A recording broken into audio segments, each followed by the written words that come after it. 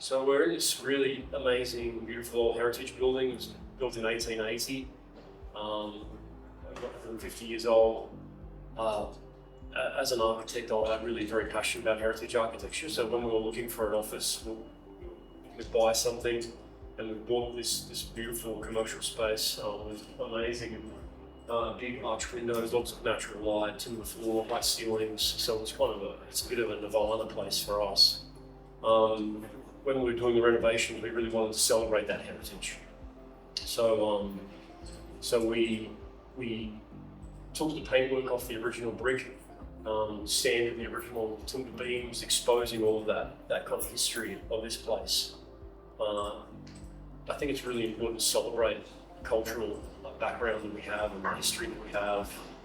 I think both in recent history as well as Indigenous history, there's so much knowledge there to be gained and to allow you to create more amazing architectural design.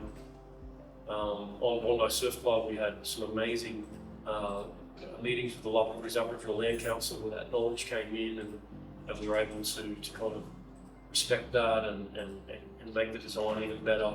And it's the same here with this office, with these amazing original bricks, and that you really have to celebrate those things because it just adds so much more personality. So originally they'd be all painted over, white walls, no connection with that personality and history. So we really remove that paint, showing the layers of history. And so there's been moments with the renovation of the office where it's been very challenging, very dusty. Removing the paint, that was a huge task. And it meant that we had to close the office for a couple of weeks to take on that task. But I think it's really important not to compromise and take on those challenges and kind of celebrate, such a special space. We put in this new, beautiful, modern arch door that's the same proportions as the original arches. So we've kind of got a really nice balance here of some very modern elements, the original heritage elements. And I think that's what all architecture should do. It really has to celebrate the past. New modern elements have to respect that past and provide a really functional and beautiful place to work. So with all this natural light, coming here is a joy, and I think that's the balance. And I think we're really lucky to have this opportunity to be within this space as a team, working together, growing and kind of moving into the future.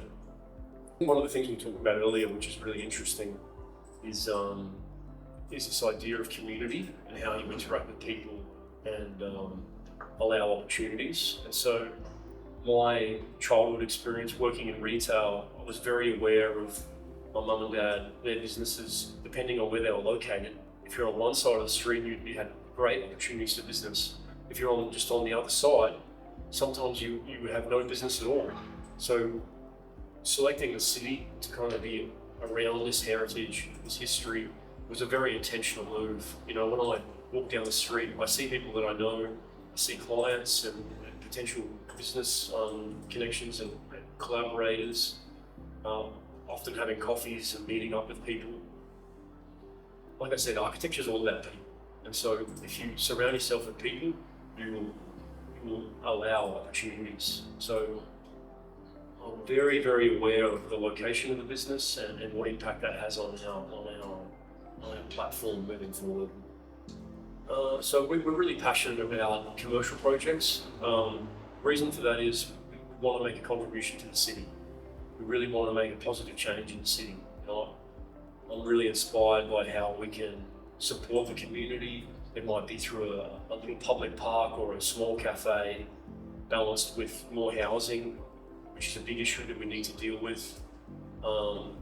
At the moment, property prices are too high, and we need more housing for everyone, including affordable housing and luxury housing and mid-area housing. So we're doing a number of apartment projects at the moment.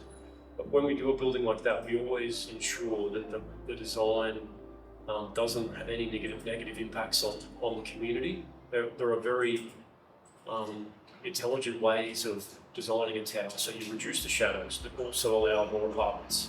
You provide a public park and a restaurant, or some childcare, or another public benefit that may not have been available previously.